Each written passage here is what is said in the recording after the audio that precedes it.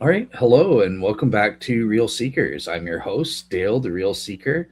And today, for you Shroud fans, we're continuing on with the Shroud Wars with a special guest who's been on the show, I think, at least a couple times now, Otangelo Grasso. Hey, Otangelo, how are you? I'm fine, Dale. Thanks, and you? Yeah, I'm doing great, and yeah, really looking forward to doing this show with you. Kind of looking at the Shroud of Turin because there have been a lot of studies that I'm familiar with, but in recent times, people have been using AI to enhance Shroud scholarship and to bring new insights and that sort of thing to it. And you're kind of one of the ones on the leading edge of that AI research. So yeah, that's what we're kind of here to kind of discuss that, as well as your new recent book that you've just published and that sort of thing on the Shroud. But before we get into all of that, why don't you take some time to tell the audience, what you've been up to since the last time you were on the show? Do you have any other interesting projects in the works? I think it makes more than a year, right, that I've been on your show the last time. Yeah, I think yeah. If I remember, we were discussing. Remember that 10-hour podcast from the two skeptics, Nathan and Mm, James Fedor. There. right, right. Yeah, I think that um, AI is moving very fast forward, and that permits more sophisticated and accurate production, not only of text, but also of images. And I am a lot into generating reconstructions of the gospel events based on the image which I reconstructed based on the shroud. So I think in that regard, things are moving fast forward, and that helps a lot in regards of bringing material to the public, making people aware about the shroud and also about the gospels themselves. So I think we live right now in a very exciting um, moment in history with unprecedented possibilities precisely based on the access now to artificial intelligence. Awesome. Yeah, and I was kind of telling my own fans that I'm kind of a weirdo, technologically speaking. Like I don't even have a cell phone myself and that sort of thing. But I'm a little bit skeptical of the use of AI in any studies or studies and stuff like that. Like I've had some concerns. Like some people are just kind of using it. For example, my discussion with Michael Alter, a Shroud skeptic, he kind of just used AI and okay, let me just plug this in and okay, that's my answer. I don't need to think about it personally or something like that. I'm just kind of interested to get your take on people who have concerns like that. Is that are those kind of things valid concerns, or like how do you address people like that? Yeah, there are a lot of discussions in regards of the use of artificial intelligence, if it's good in studies, if it's not. What about hallucination? And the first thing that I think we need to be clear on this is that it is a tool. It is a tool like any other tool that we are using. Um, and so I think that demonizing it because it commits errors is the false approach. It has to be a little bit more nuanced. I use AI in many, many different tasks, and it helps really a lot in speeding up the production of text, of images, translations, and so forth. And I couldn't do what I am doing without having this tool at disposition. Now, it is true that we need to be very careful because AI hallucinates a lot. It gives you a lot of false information. Also, you can ask it to give you information in any taste that you like. So you can say, I want that you give me the best atheist arguments, and it will give it to you. Or you can say, I want the best creationist arguments, and it will give it to you.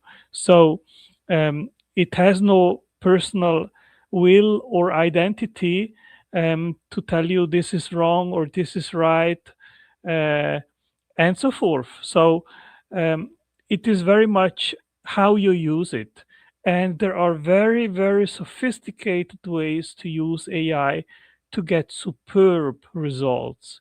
Like, for example, I use often 5 chatbots to make just one peer review of an article.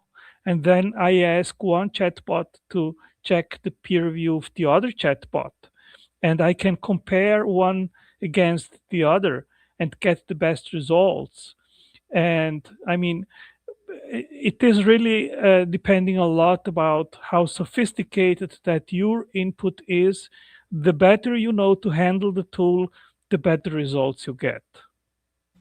Yeah, that makes a lot of sense to me. And believe it or not, Ben Shaw, Gary Habermas's co-author on his third volume on the Resurrection, he loves Notebook LM software, and was kind of telling me about how the virtues of that. So I think it makes sense to see it as a tool, and it's kind of a starting point. Recognize that there is this need for the human element to check and double check and stuff like that, and cross. I like your idea of cross checking to find errors, like using AI to check other AI systems and stuff. So yeah, that was very interesting. And on your end, so you've mentioned that there are various uses for AI, right? So obviously in terms of writing papers and that, and I think you're kind of famous for reconstructing the a realistic version of the face of Jesus. I think you were one of the first to actually do that, if I'm not mistaken. But do you want to just kind of describe your work on bringing the Shroud Man to life and bringing like a what sort of steps did you do to make sure that this was accurate? Well, this started in October 2022 when I came across of an image of the shroud colorized, and I thought, well, let me just using a sharpening tool here to see what I get. And I used an app which is called Pickwish, and the result was very encouraging. I got new information from the image on the shroud. It was sharper. I was able to distinguish the eyes and so forth, and that really motivated me to continue to pursue this to see where it goes. And from that then to here now, that has been a process of 3 years where I've constantly um, primarized the images, and also that has gone along with the advance of AI. So in the beginning, there was no sophisticated AI image generation tools available as we have them today, and a lot what I did was manual reconstruction, and of course the result wasn't as sophisticated as it is today. But anyway, I mean, it was certainly more accurate than what was available in regards of alternative or other reconstructions. And I think we've gone a long way from there to today. And today we have very, very realistic reconstructions. And the main tool is really the eye. So over position of the reconstruction on the shroud to have the exact dimensions of the face. This is where that has been a tool since the beginning, and really the key, I would say, to have accuracy. Awesome, awesome. And I know you've got a presentation that I think will address some of that as well as we get to that. But just one last question, introductory question before we kind of turn over to your presentation there.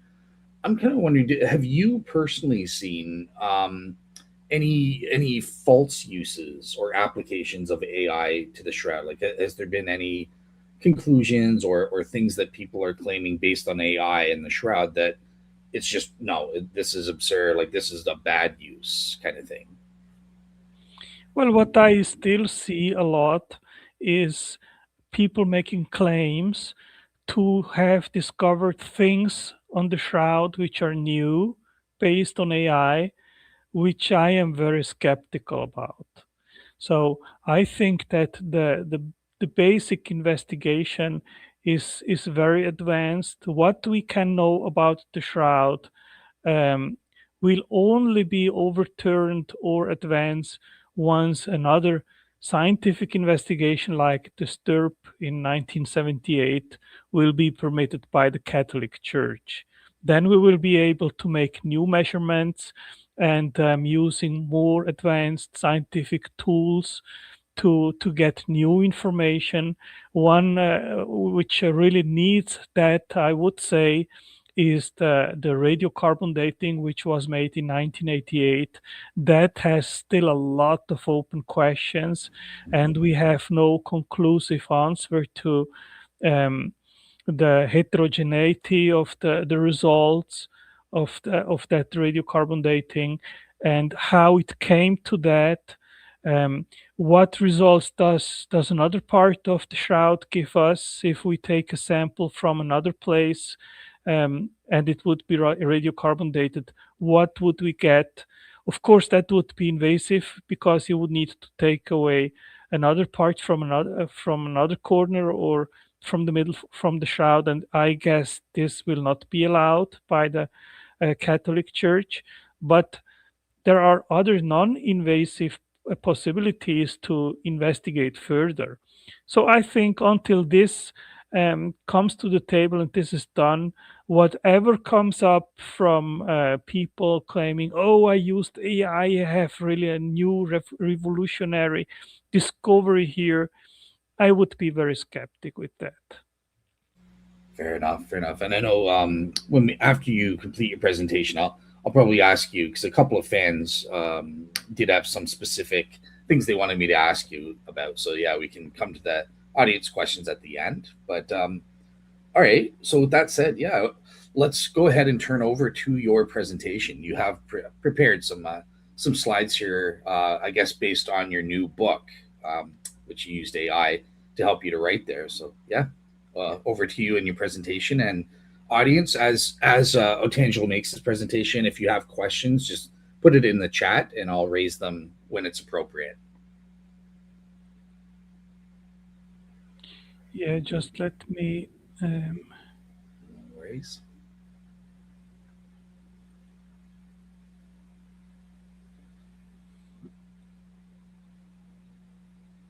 You know how to do it in StreamYard or Yes, yes. okay. Just give me a minute here.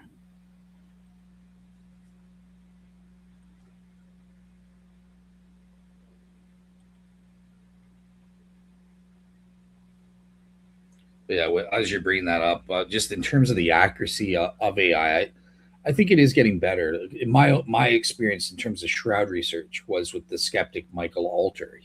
I basically did my videos responding to his chapter on the shroud, and he just plugged in the videos into an AI thing, and it churned out various responses, which I posted up on my blog. And I would say in terms of the accuracy, I would say it ranged between 60% to at best 80% was my sort of assessment kind of thing. Mm. Yeah. Yeah, I've put it up. Maybe you can put it on the screen. All right. There you go. Okay, so this is the title of my new book, Forensic Summary of the Evidence. And do you want me just to read the speaker text, or Yeah. Go. Just yeah. do Go you ahead. want me to slide over because these are 69 images, right? Yeah. So I So guess yeah, like present. I guess you can present like the main arguments you think are most important, and kind of give your presentation by topic, and then yeah. Wait. yeah, Wait. I'll just start reading, and when you have any question, then you can ask me. Is that okay? Yep. Sounds great. Okay, so welcome to this presentation on the Shroud of Turin, a forensic summary of the evidence, a groundbreaking new book that synthesizes decades of scientific investigation into one of history's most enigmatic artifacts. This comprehensive work examines forensic evidence, textile analysis, blood chemistry, and archaeological findings through a rigorous scientific lens. Over the following slides, we'll explore the physical evidence, research methodologies, and compelling questions that continue to challenge our understanding. The shroud measures 4.4 by 1.1 meters and bears full-length anterior and posterior images of a crucified male, along with anatomy coherent bloodstains. The image is superficial, affecting only the outermost fibers, and encodes three-dimensional spatial data uncharacteristic of any known artistic technique. The companion cloth, the Sudarium of Oviedo, presents independently corroborating bloodstain patterns. The class 3-to-1 herringbone twill weave is technically demanding and rarely employed in ancient linens. Woven entirely from flax, it contains no wool admixture, conforming precisely to mosaic purity law. Its dimensions correspond to 1 to 2 Assyrian cubits, more or less, a standardized Near Eastern commercial unit. The Masada type side strip seam has no medieval parallel, placing manufacture within a first century Judean context. Linen's survival over millennia is chemically explicable. Flux cellulose and pectin resist biological degradation in low humidity, stable environments. Comparable Egyptian textiles exceeding 4,000 years demonstrate this durability is not extraordinary. The forensic argument for the shroud's authenticity is not weakened by its age. Textile preservation under controlled conditions is scientifically unremarkable. No single textile feature constitutes proof. However, the convergence is forensically significant. Pure linen construction, rare herringbone weave, Masada type seam, Near Eastern dimensions conforming to Assyrian commercial standards, and strict Jewish ritual compliance. The probability that the medieval forger reproduced all these features simultaneously, accurately, and without detection is statistically negligible. So just before we move on, so on the textile issues, I'm kind of curious. Did you factor in here, or I'm assuming AI kind of helped you in constructing this? Did you also include some of the Shroud skeptical arguments? Because Shroud skeptics will claim that, well, actually, the textile evidence proves that it's medieval and not first century. Hugh Ferry argues that there are certain defects or something which are only reproducible using a medieval I think treacle loom is what he says it's indicative of. Or there are some other objections based on textile considerations. Did you address any of the skeptical arguments on the textile front? Yes, this is all what the book is actually about, to address precisely the objections of the skeptics and to answer to these objections. And this is basically in every chapter. Now, what my book doesn't do is overstating the facts in order to make it more plausible to be authentic. So I think I have invested a lot of energy in order to not overstating things, to portray things as they really are. Awesome. And just out of curiosity, because I've tried to find an answer to, are you familiar with Hugh Ferry's argument about the treacle loom there? And if you are, like, do you know what the counter to that would be? Well, I have actually also referenced to Hugh Ferry in my book, but as in special in regards of the pollen evidence and the limestone evidence in the fourth chapter of my book. But Okay. I've not gone into closer into that argument. But what I can say is that the fact that the linen is pure and that it is not a mixture with cotton or traces of cotton. This is a very strong argument that they used pure linen in the Levant. This was important for the rituals, and there would be no reason for a medieval forger um, taking care to avoid that there would be some mixture. So, and in the Middle Ages, they used the looms not only for linen but also for other kind of um, fabrics like cotton and so forth. And they used them not only for linen, for other, and so there would always be traces of other kind of fabric in the manufacture. So I think this is actually a very strong argument pro authenticity rather than from the Middle Age forgers. Sounds good. Yeah, you always got to look at that cumulative case, and I think another great argument on the textile front is that there's no evidence of regulators on the shroud, and the tree loom, the medieval looms, would have shown evidence of these regulators, kind of thing. So that's another disproof there. But yeah, I'll let you kind of move on into the pollen evidence here. Okay, Dr.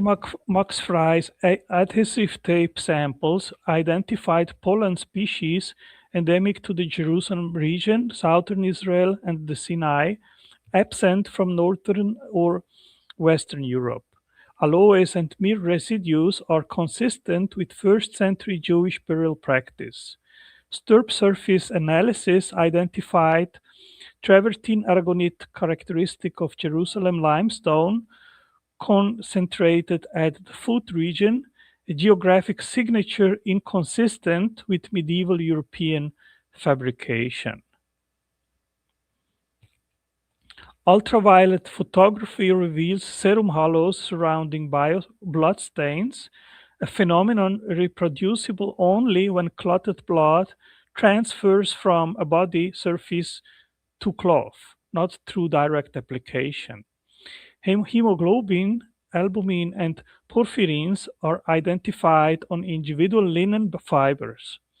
The blood is physically distinct from the body image, predating it, a sequence no forger is known to have replicated. Classification as primate blood is confirmed. Species specificity cannot be excluded due to antibody cross reactivity. So this is, for example, a chapter where we need to be very careful when it comes to blood evidence. So when someone claims the evidence of the blood is human, so this is kind of extrapolating. That is the kind of thing that we need to be very careful to say the facts as they are. And blood is a prime example how pro authenticists have often overstated things which are really not there. So I'm taking great care in just saying this is what we can evidence, this is not. That's too much. Okay. Just a quick question. Oh, sorry. Yeah, just a quick question on this to kind of follow up because, so I think it's important what you note that from a biochemical perspective, there is an inference going on in terms of, or an extrapolation going on to conclude that it's human blood at this point. But one of the things Dr. Kelly Kearse admitted to me is that it's still possible to say that conclude that it's human blood on the basis of the anatomical or forensic data. Do you think that it's still warranted to say that it's human blood from that perspective, or are you saying it's an extrapolation based on all the evidence? Yeah, what I am seeing here that in this image, I'm still putting that blood stains are consistent with human blood. So I have replaced that in the book and in the exposition panels where I replaced it with primate blood. So I don't claim anymore that this human blood. Now I think that Kelly Kearse is a much more qualified expert on the blood on the shroud than I am, and I'm referencing him in my book. So I think that if he says now that it is still possible that we can infer that it is human blood, I will go with what he says because he has studied this specific topic much more in depth than I have. So I reference him, not the contrary. Yeah, fair. And just to clarify for the so he's not an expert. He admits he's not an expert on the forensic side. He's more the biochemistry and stuff like that. And but he was just saying, sort of those arguments that they'll make, well, based on the location and the flow patterns and stuff like that, like sort of forensic anatomical considerations. He says it's still possible to say that it's argue that it's human blood kind of thing. So yeah, just wanted to clarify that. But yeah, I'll let you move on if you want. Okay. So in May 25th, 1898, Italian lawyer Secondo Pia photographed the shroud during a public exposition. When he developed the glass negative, a startlingly detailed, anatomically coherent positive image of a man's face emerged. The photograph had not been manipulated. The shroud itself had functioned as a photographic negative, a property entirely inexplicable given its apparent age and the technology of the period. So here it is to be outlined that this image of Secondo Pia is based on an image which he made in the 1890s. And this is a classic example how my reproduction advanced in parallel to the advance of AI. So this accuracy of Secondo Pia's appearance, this is very recent. Previous reconstructions, it wasn't so accurate and detailed. And even in my presentation at the St. Louis um, uh, conference, already there, I didn't have an image which was so well reconstructed as this one. So there I used AI from ChatGPT, DAL-E, and it is much less accurate than the AI image generator than I am using today. Okay, so this Interesting. just as a side note. So Secondo Pia later described nearly dropping the glass plate when the image resolved in development. The face staring back was not the faint, indistinct mark visible to the naked eye. It was a fully three-dimensional, anatomically structured portrait. No paint, dye, or pigment was present. The negative property of the image remains unexplained by any known manual or chemical process available before or during the 19th century. The 1898 exposition drew hundreds of thousands of pilgrims to Turin. Public interest in the shroud had been devotional for centuries, but Pia's photographic discovery transformed the relic into a subject of scientific debate. The image that emerged from the dark room was not anticipated, nor not staged, and not repeatable by conventional means, placing the shroud's study firmly in the domain of empirical investigation rather than devotional tradition alone. The shroud was displayed horizontally within the cathedral under controlled access. Secondo Pia's commission to photograph it was considered routine documentation. The resulting discovery that the cloth's image behaves as a photographic negative was entirely unintended. This structural inversion, encoded without any photographic technology, constitutes one of the shroud's most significantly challenging properties and remains unreplicated by any proposed forgery mechanism. So I started actually, Dale, to give movement to these images, but I didn't have time to transform this presentation actually in a real movie. So that will be the next step to give movement to all these images, and that I think will be quite amazing to see these images, which previously were just badly black and white images, into something in color, sharp, and moving, giving life to these events.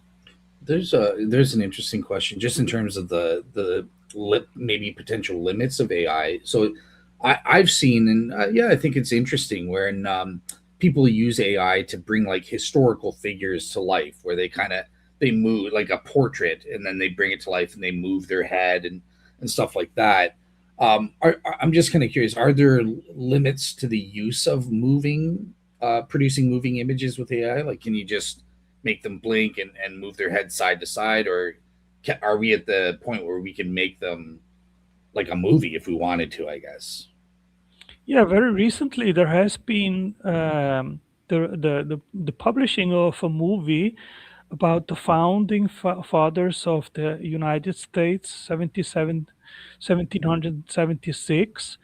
And if you look the images, they look amazingly natural.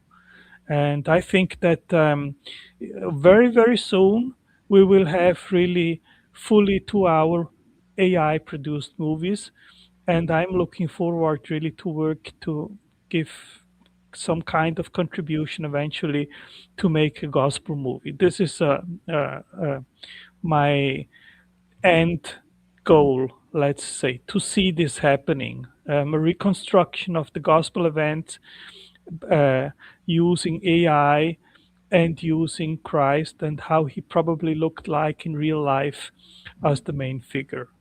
Yeah, yeah, and I can see it in terms of Shroud studies too, like maybe depicting short clips of like key moments in Shroud history as well. That might be an interesting avenue for Shroud studies as well. Yeah, yeah, Yeah, I will try to transform this presentation here very soon into movie clips where we can see these events like here 1898 and other events eventually where we have just either black and white photographs or drawings or things like that to transform it into a real life looking clip or movie or something like that. gotcha. Okay, awesome. So in 1976, physicists John Jackson and Eric Jumper fed a Shroud photograph into a VP8 image analyzer, and NASA instrument designed to convert brightness into topographic relief. The result was a geometrically coherent three-dimensional human form. Photographs and paintings, when processed identically, produce distorted, incoherent relief maps. The shroud's depth encoded information implies cloth to body distance was translated into image intensity by a mechanism not yet fully characterized. I'm just kind of curious about the three dimensionality. Is AI able to improve our knowledge about things like the three dimensionality or the vertical alignment, like beyond just what STIRP proved, or is it really just used to confirm what we already knew from STIRP on this front? Well, AI doesn't give any additional information beyond what Stirp, John Jackson, and the team and so forth discovered in regards of the distance, how it behaves. So this is consolidated science. Um, they said that we have 95% certainty that this is 3D encoded. So this is scientifically confirmed by the STIRP investigation. Now, obviously, what we can do and what I am doing is I am giving 3D form to the image. So I have many images of the side view, as we will see in this presentation now, of how Christ looked like, also not just from the front looking at the face, at the head, but also from the side. So I think today we have all the information that the shroud can give us that has been extracted basically um, to have a very accurate idea how Christ looked like in real life. and we can use that information and these already produced images eventually in the future to make a very, very accurate movie. Gotcha. But okay. But in terms of like the for not just the 3D, but any of the sort of facts, like it's not able to like look at all the photos and able to reveal new insights that maybe no one's ever noticed before yet. It's really just confirming. Okay. Yeah, I've really seen some people doing that in recent time using mathematics and claiming that there is mathematically encoded information in the shroud, and I am very skeptical about that. Gotcha. Yeah, and I think one of my friends, Jamie Castro, was saying a documentary was claiming to find like musical notation or something. But like, yeah, you're skeptical of that as well. Yeah, absolutely. Yeah. Cool. Okay, I'll let you move on.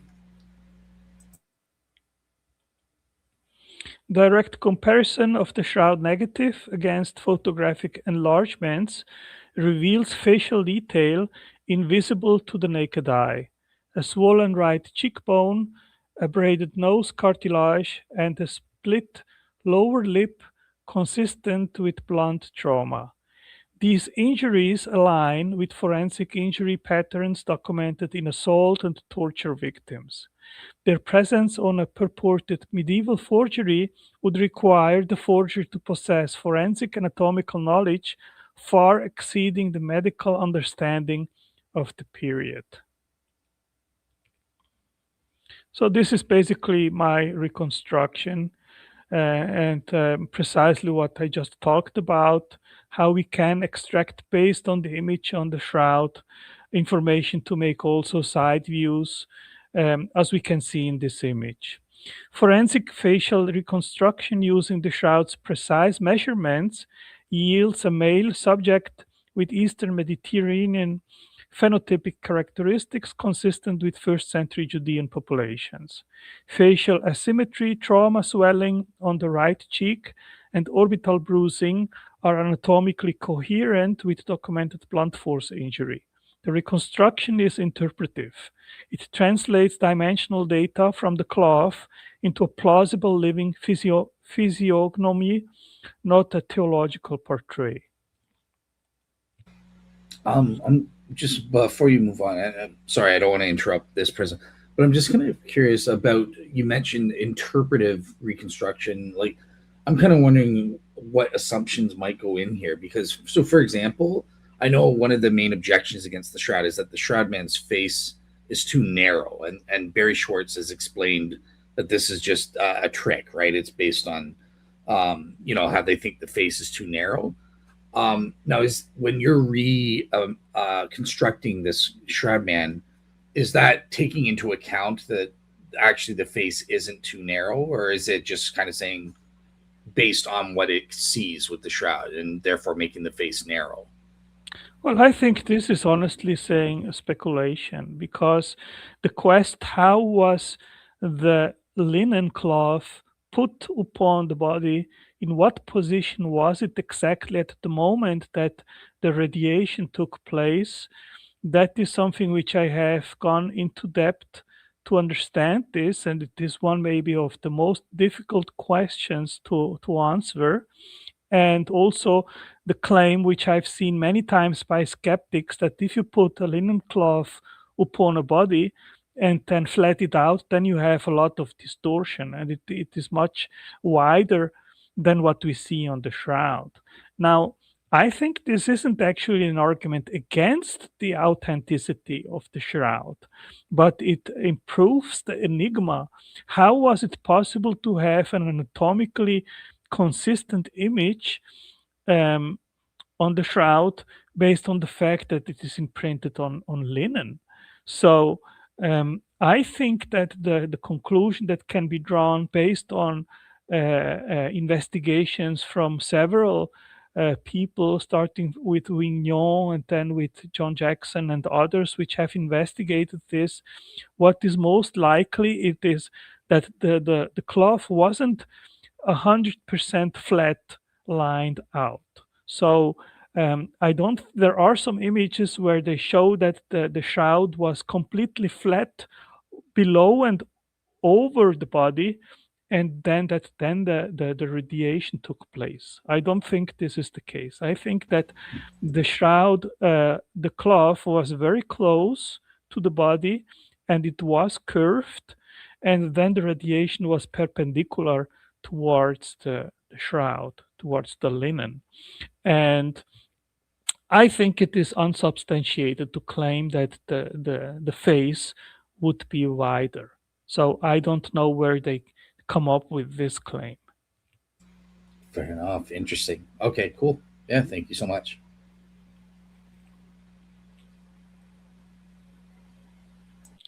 So the sequential image enhancement progressively reveals the shroud's encoded facial data. The eyes closed posture is consistent with postmortem positioning. The bilateral facial trauma, asymmetric beard, and pronounced nasal deviation correspond to the blunt force injuries described forensically in the Passion narrative. Each enhancement layer confirms geometric coherence. The image behaves like a contact impression of a real traumatized human face, not a painted or drawn representation. So this is a smoothed out image, of course, where the injuries have been moved away just to show a clean face. But in the following slides, I will show how it would have looked with the injuries. When the facial image is digitally enhanced to simulate open eyes, the proportional geometry remains consistent with the closed-eye version. Facial measurements maintain anatomical accuracy across all enhancement levels. This internal geometric consistency is characteristic of photographic or contact-based image formation, not artistic construction. No medieval artist demonstrably possessed either the knowledge or technique necessary to encode such precision into a textile surface. Three-dimensional modeling from Shroud data produces a consistent facial structure across all viewing angles: profile, three-quarter, and frontal. The subject presents a male of approximately 30 to 45 years with a high breached nose, pronounced cheekbones, and medium length centrally parted hair, consistent with first century Judean male appearance. The multi angle coherence of this reconstruction further supports contact based image formation rather than artistic invention. Overlay forensic wound mapping onto the facial reconstruction produces a clinically coherent injury profile. Scalp lacerations from puncture trauma at the crown and temples, perio- periorbital swelling from blunt impact nasal trauma, and extensive blood flow from scalp wounds. The injury distribution does not follow any artistic convention for depicting the passion. It follows the physics of puncture wounds, blunt force trauma, and gravitational blood flow on an upright body.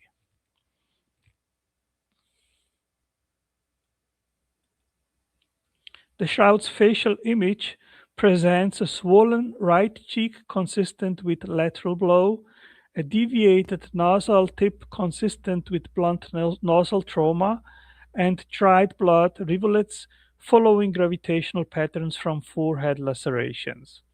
These features align precisely with the scriptural account of soldiers striking Jesus with rods and fists, detailed in Matthew 26:27 and John 19:3. The anatomical and scriptural convergence is forensically significant.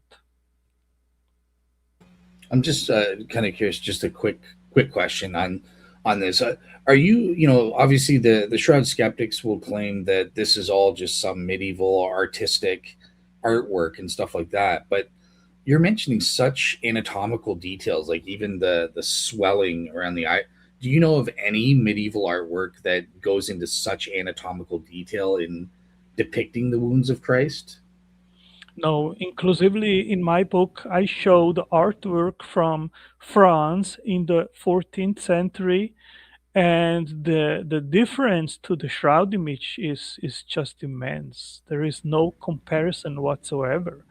And of course, all these paintings, the nails, they were through the palm of the hand and not the wrist. So no, there is absolutely no other artwork known in any age, even today, that has these characteristics that are on the shroud. Yeah, yeah, it really is night and day there. So awesome. Yeah, I'll let you continue on there.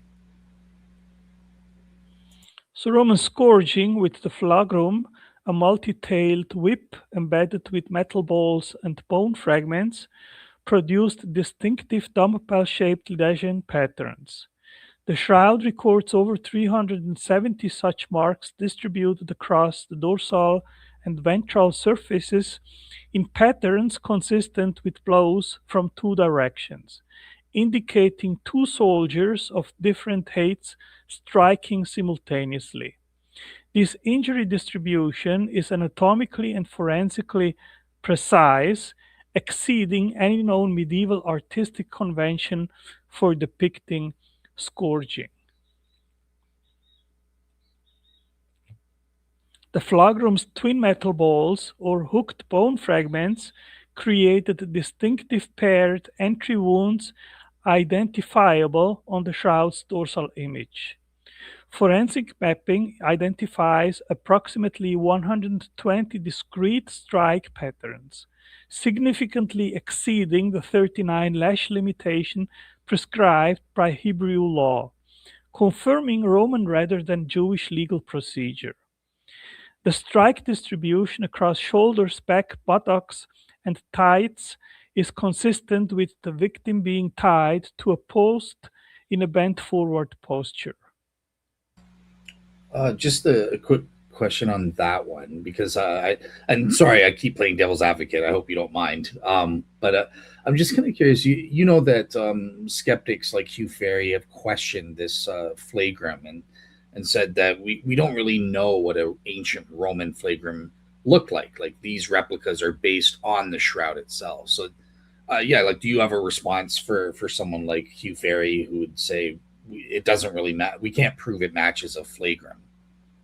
Well, we have found, if, like for example, in Pompeii, a flagrum has been excavated, so there is actually archaeological evidence of how these torture instruments looked like. Gotcha. And it matches the shroud there. So, okay, cool. Thank you so much. So the posterior image of the shroud documents one of the densest concentrations of scourge trauma in the forensic record of Roman crucifixion. Lacerations from the flagrum extend from the shoulders to the calves, consistent with prolonged, severe scourging. The wounds are angled in two overlapping directions, confirming multiple assailants. Blood flow patterns on the back are gravity consistent with the vertical standing posture at the time of injury. The shroud records 26 scalp puncture loci on the anterior and 19 on the posterior, consistent with cap-shaped crown rather than a simple circlet. The plant Sisyphus spina Christi, native to Jerusalem, produces paired stipular torrents that reproduce both the wound spacing and the multidirectional puncture angles seen on the cloth. The blood flows from these wounds follow a hydraulic path consistent with a torn-studded cap pressing into the scalp from multiple angles. So maybe what has to be added to this is that many shroudies and shroud studies claim that the crown of thorns was a cap, and I dispute that. I wrote two papers on this because we have this gap of about 20 centimeters from the frontal and the dorsal image, which has no punctured wounds. So, if we suppose that it was really a cap, then we should see also punctures in this area, which we don't. So, based on that, I made this reconstruction of how probably the crown of Torrens looked like. So just to clarify, if you don't mind, your views. So you're thinking that the cap of thorns, Jesus was still wearing it when they covered him in the shroud. Is that why there would be puncture wounds in the above his head, his dorsal and frontal head? No, I think that these wounds they still bleeded, so Oh, uh, I see. that's why we see these marks on the shroud. Okay, okay. You're saying we should see the blood wounds from the puncture wounds in that spot. Yes, Okay, I get what yes. you're saying. Yeah, So we can basically trace where these blood marks started, and from there we can make a reconstruction where the puncture wounds were situated. that makes sense. Yeah. So the composite forensic panel aligns shroud negative photographs with lateral portrait models mapping puncture loci and blood trajectories. The wound pattern excludes a thin diadem model. Concentrated anterior punctures rule out a simple ring crown. A wide, cap-like circlet of stacked coils engaging the full scalp circumference, including forehead, temples, and occipital nape, reproduces the observed transfer patterns with the highest fidelity of any proposed crown model. So this is basically the reconstruction how I think that the crown was its architecture. Okay. This panel positions the shroud's forensic evidence within a documented sequence of events: agony in Gethsemane, arrest, trial, mockery, and the Via Crucis. Each scene is grounded in the convergence of scriptural testimony and physical evidence from the cloth. The shroud does not illustrate the passion narratively, it records its physiological aftermath. The correspondence between documented trauma and scriptural description constitutes independent corroborating testimony.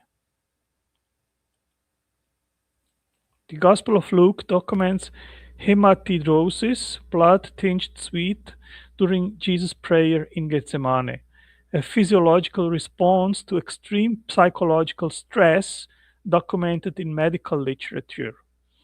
The Shroud's scalp region shows faint evidence consistent with pre-mortem blood seepage. While forensically non-definitive, this detail is physiologically coherent with the documented stress cascade preceding arrest, trial, and execution.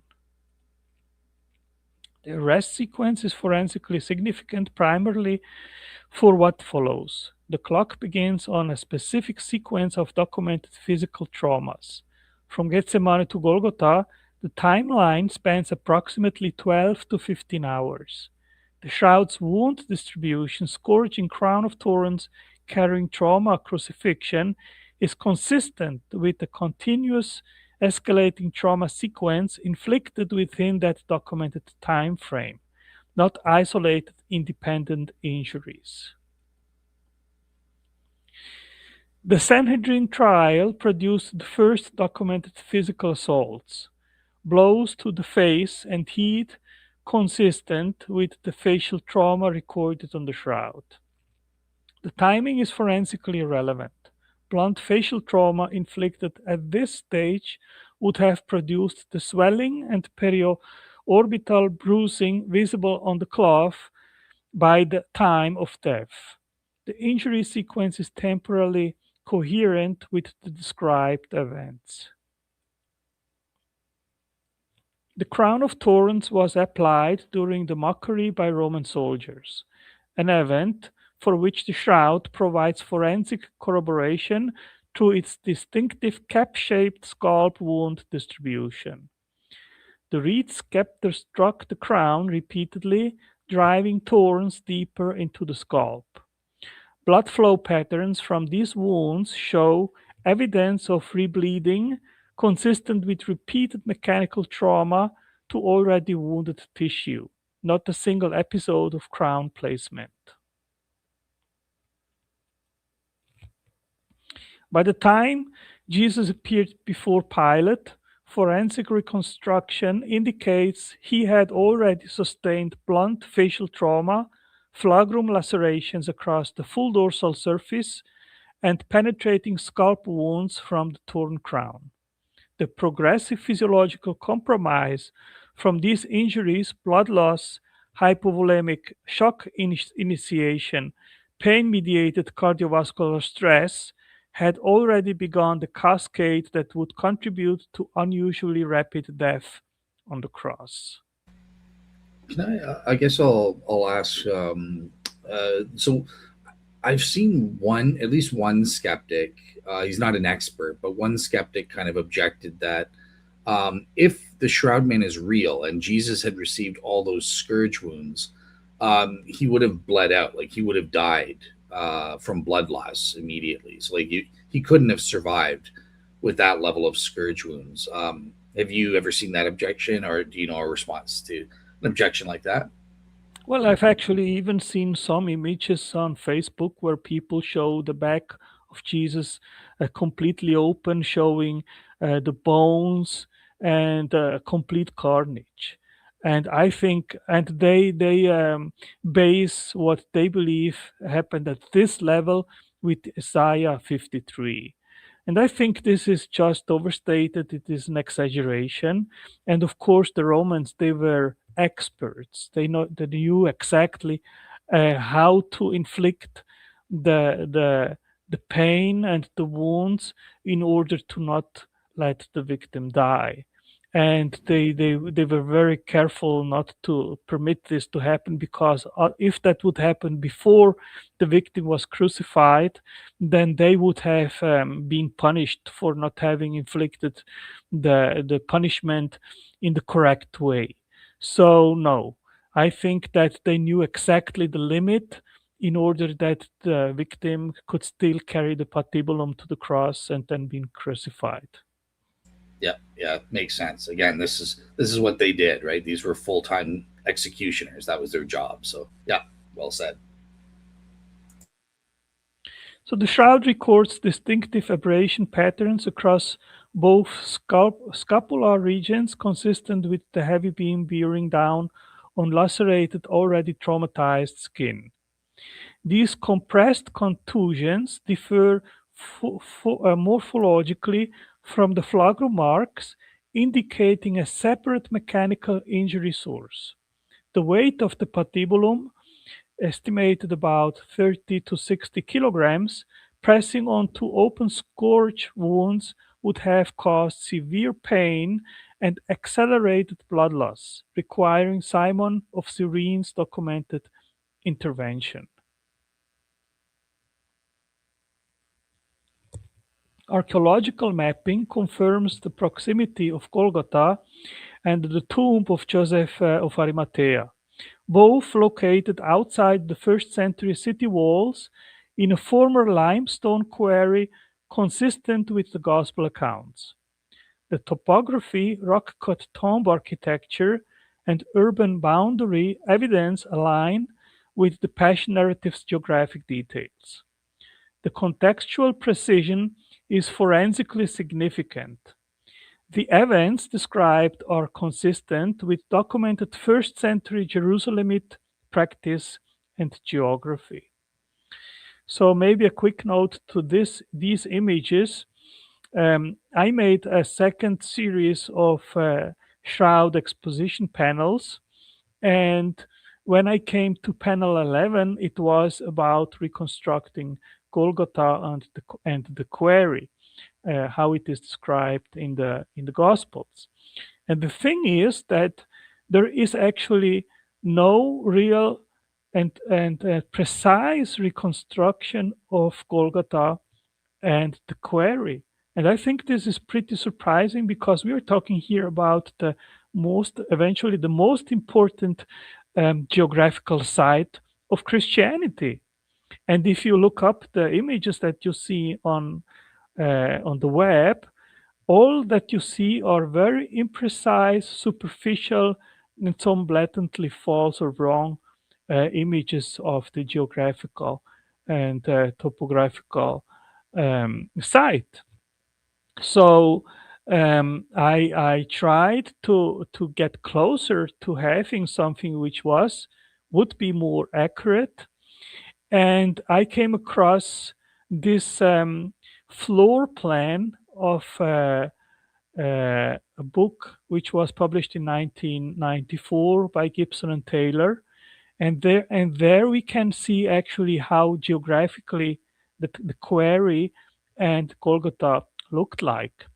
And based on that topographical map and floor plan, I made a full 3D reconstruction of Golgotha. And I think this is probably the first accurate reconstruction of how Golgotha really looked like 2,000 years ago. And this took me 2 months.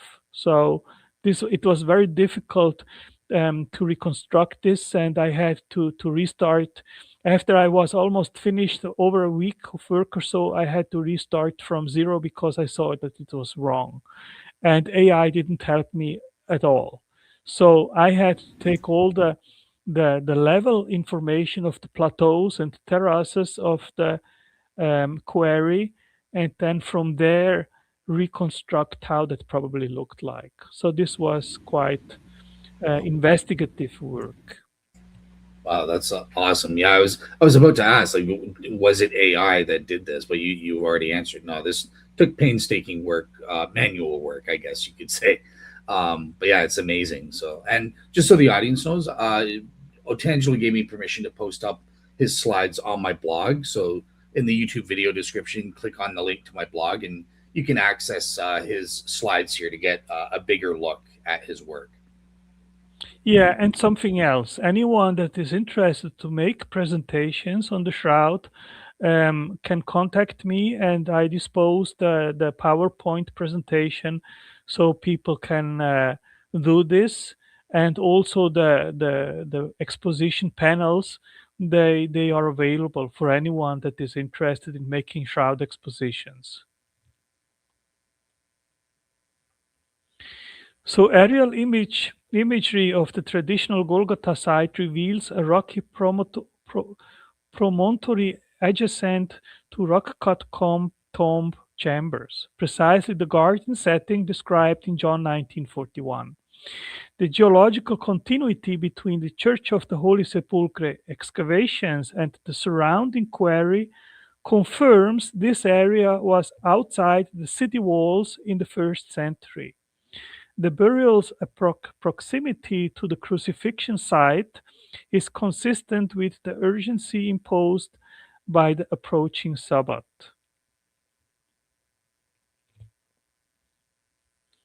The architectural reconstruction places first century Jerusalem's major landmarks in spatial relationship. The temple complex, the Antonia fortress, Golgotha, and the tomb, and the spatial logic of the Passion narrative. Movement from fortress to judgment seat to execution site to tomb is geographically coherent within this documented urban layout.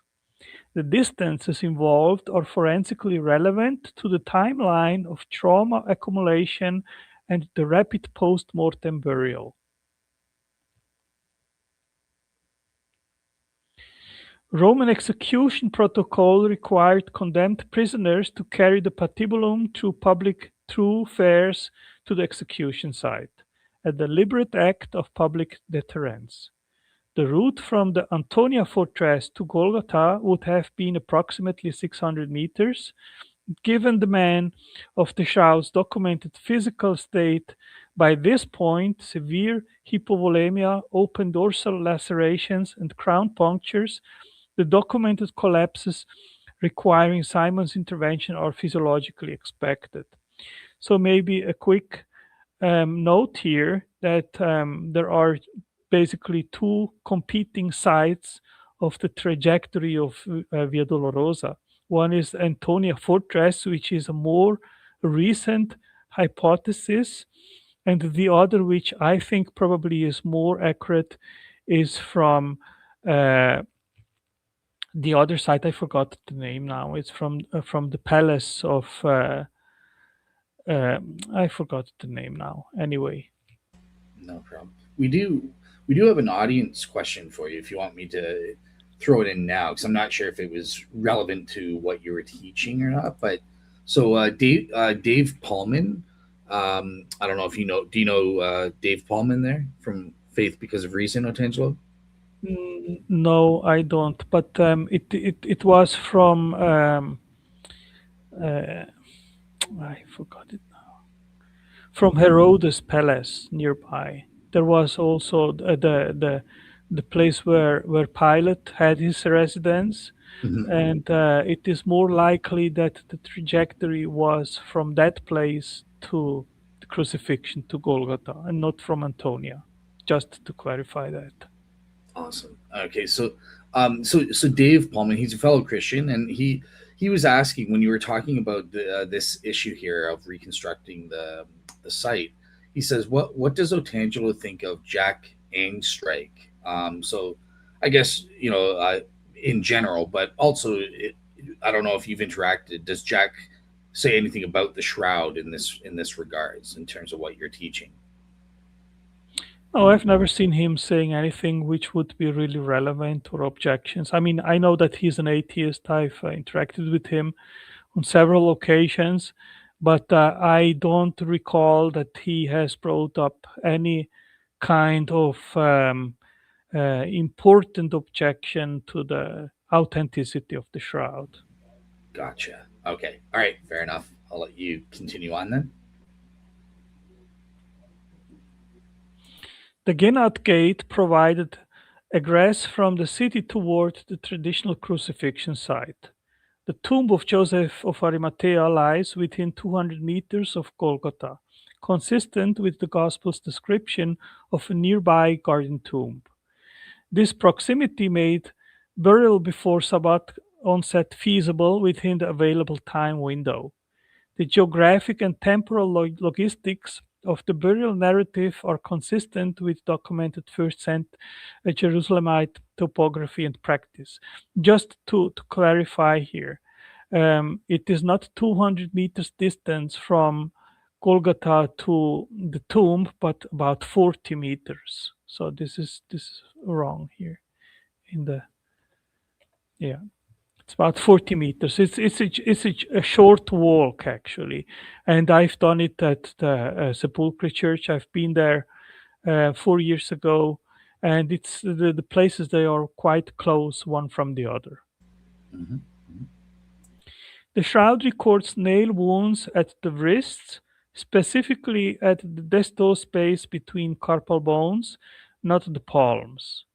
This anatomically correct placement was unknown to medieval artists and contradicts most historical artistic depictions.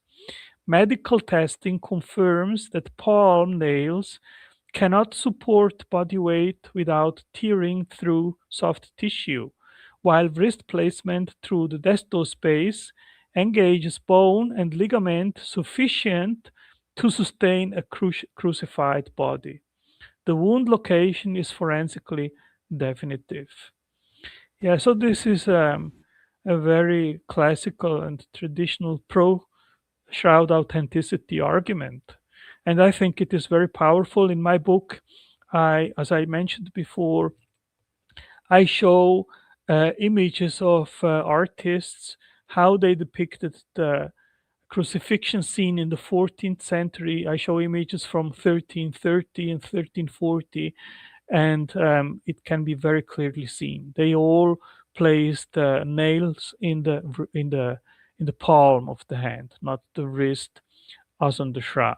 So anyone that disputes the shroud as authentic has to come up with very good reasons to say how the supposed artist knew the forensically correct place. What?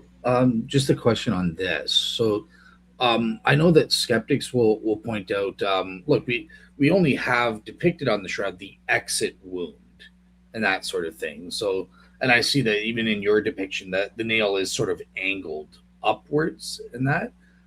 So I'm kind of wondering, have you heard of some skeptics who say that the entry wound was through the palms, but it was angled in such a way that it would give us the exit wound, making it appear it's in the wrist? Like, yeah, like do you have a response to someone who would say something like that? Yeah, I've heard this argument, and it is possible. I mean, we are not talking about a precision event, but this was something which had to happen hastily. So it is very possible that the nail wasn't 100% perpendicular thrown to the wrist or so, or the distal space. So it can very much be that it was angled somehow. I mean, they are nitpicky, some kind of arguments which I think this is just nonsensical to trying to make counter arguments based on this. Gotcha. Okay. Yeah. So astronomical and calendrical analysis places Passover on April 3, AD 33 as a Friday, consistent with the Synoptic Gospels chronology. The forensic timeline derived from the Shroud's wound evidence is consistent with this date. A man subjected to severe scourging, crown of thorns puncture trauma, and crucifixion would exhibit the documented physiological profile within the described time frame. The convergence of astronomical, historical, and forensic evidence supports this date.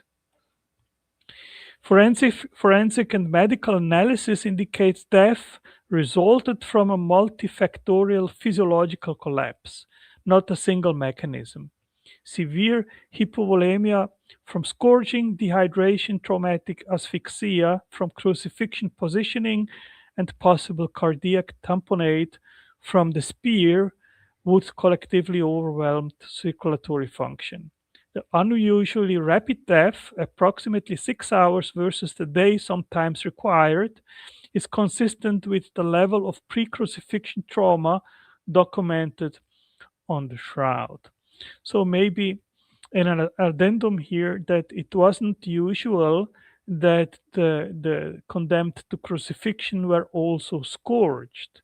And we can think that Pilate, he probably didn't want Jesus to be crucified. He just wanted him to be scourged and then release him. So Jesus basically suffered a double punishment. And uh, I mean, this is the probably the reason why he died so early, because other victims, they were not scourged, and then they pursued more time on the cross.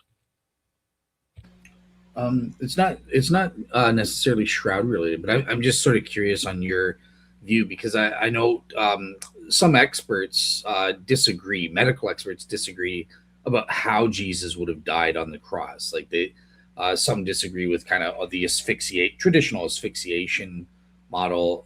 I'm just curious. Do you have any firm thoughts as to how Jesus would have died on the cross, or and those debates there at all? Well, the truth is that we don't have a clear picture. We don't know with 100% certainty what exactly the cause was.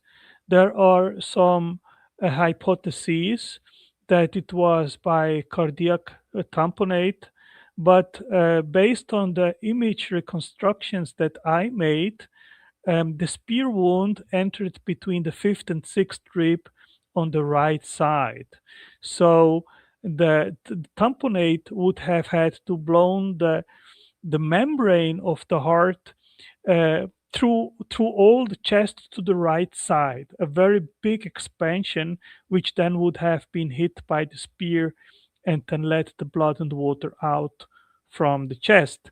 And I think this is a far fetch. That's my personal opinion on this. I think that this is blood which accumulated in the lungs, and when he was hit by the spear, that blood which was in the lungs came out. So it wasn't from the heart tamponade. So that's what I think based on the distance of the spear wound to the heart. Okay. Now, in regards of exactly what the cause was, I think it was a accumulation of several things which then uh, uh, uh, Compounded. made that he died very early. Now, it is very possible eventually that it was indeed by hard tamponade, but this is, I think, it is not a rock solidly confirmed hypothesis. Gotcha. Makes sense. All right. So the post-mortem lance wound to the right side produced a flow described as blood and water, medically interpreted as the release of pleural effusion and hemothorax from the chest cavity. On the shroud, the wound site shows two distinct fluid trails: a dark blood clot surrounded by a lighter serum zone, indicating blood that had already partially separated, consistent with post-mortem cardiac and pleural fluid release, confirming death had occurred before the lance thrust. I think this is very, very important evidence because we can distinguish on the shroud between pre and post mortem blood, and this separation of blood and water on the side wound.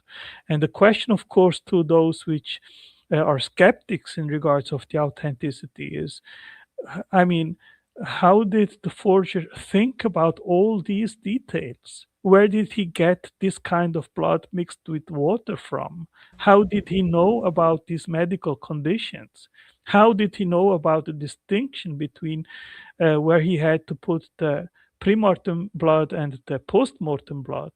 I mean, if you again, and this I think is the strong case which I make in my book, is that when you put all these evidences together, then you get a picture about uh, where the direction goes in regards if the shroud is authentic or not.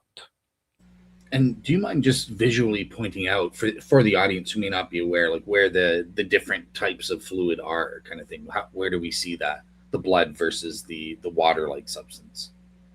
Well, I think that this is something which experts have been clearly been able to make the distinction. What is water mixed with blood? What are the traces of the water and what are the traces of the blood here in the side wound, which we can see depicted here in this image. Gotcha. Okay. So post-mortem handling evidence on the shroud is forensically consistent with a rapid, respectful Jewish burial. The body was lowered horizontally, not dragged, with blood-stained patterns showing undisturbed transfer from body to cloth. The sudarium of Oviedo applied to the face while the body was still upright on the cross shows gravity-consistent blood flow from scalp wounds, independently corroborating both the crucifixion posture and the identity of the individual. So here in this image, we can see that they did put the sudarium on the head when Jesus was still on the cross to collect the blood and the fluids which came out from the nose and the mouth, because this was Jewish customs, not to lose the blood because it was where the soul was. So this is a very interesting observation. The preliminary preparation at the tomb entrance served a specific function: removal of the sudarium before wrapping in the burial shroud. Jewish burial practice required the face covering to be set aside once the body reached the tomb, consistent with John 27's description of the face cloth found separately folded, distinct from the burial linens. The shroud's bloodstain evidence is consistent with application after the sudarium was removed. So this is something that sometimes I get this question. Well, how was it possible to have the image of the face on the shroud if the sudarium was still on his face? Obviously, it wasn't. They removed the sudarium from his head before they wrapped him into the sudarium to the sindon. The manner of wrapping is forensically critical. The shroud was laid beneath the body and folded over from head to foot, not the wrapped Egyptian mummy style. This single cloth wrap method is consistent with first century Judean burial practice identified archaeologically at Masada and Jericho. The resulting front and back full body image is mechanically consistent with this wrapping geometry, which places the cloth in simultaneous contact with anterior and posterior body surfaces. The resurrection panel transitions from forensic documentation to theological narrative. Scientifically, the shroud records a terminal event. A man who died by crucifixion was wrapped in this cloth. What the shroud cannot document is the mechanism by which the image formed. No experiment has fully replicated it. The undisturbed bloodstains, absence of putrefaction byproducts, and lack of decomposition consistent staining suggest the body was in contact with the cloth for a limited duration. Can I just ask? So I know you're going to be dealing with one of the main Christian or biblical objections to the shroud in a later slide, but I didn't see one of the main Christian or biblical objections is that look, the Shroud of Turin, they didn't find myrrh or alloys in terms of on the shroud, and they will say this contradicts the Gospel of John, where these burial ointments were used on Jesus' corpse, and therefore it should be on the cloth. Do you have an answer if a Christian is struggling with that? Yeah, in my book, I address this, and there is actually evidence of aloe traces on the shroud. It's very microscopical. It's not a big amount. And my suspicion is that they had not much time to bury the body. They brought all these spices and so forth to the tomb, and probably they just left it there. They maybe may applied just a very small quantity, and probably their intent was to come back later and to apply it correctly because it was Sabbath time and they had not much time. But there are traces also on the Sudarium of Oviedo. So, yes, there are traces. Gotcha. All right. Thank you. So, forensically, the shroud presents a significant anomaly. The bloodstains are undisturbed. When the body is removed from the burial cloth by physical means, blood-soaked fabric adheres to wounds and the clots rupture, leaving characteristic smearing. No such disturbance is present. The bloodstains are intact, as tough, the body separated from the cloth without mechanical contact, a property that remains scientifically unexplained. So, an addendum maybe to this, science doesn't either have any explanation how the scorch wound marks were put on the shroud. So, that the transfer from the body to the linen and then leaving these marks is something which science cannot explain how that happened. John's Gospel provides specific forensic detail. The burial cloths lay undisturbed, with the face cloth folded separately. Grave robbery would have produced chaotic disturbance of wrappings.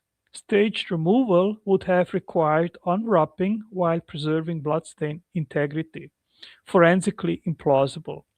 The arranged state of the cloths, combined with the absence of decomposition staining, despite verified blood presence, constitutes evidence requiring explanation beyond conventional post-mortem scenarios.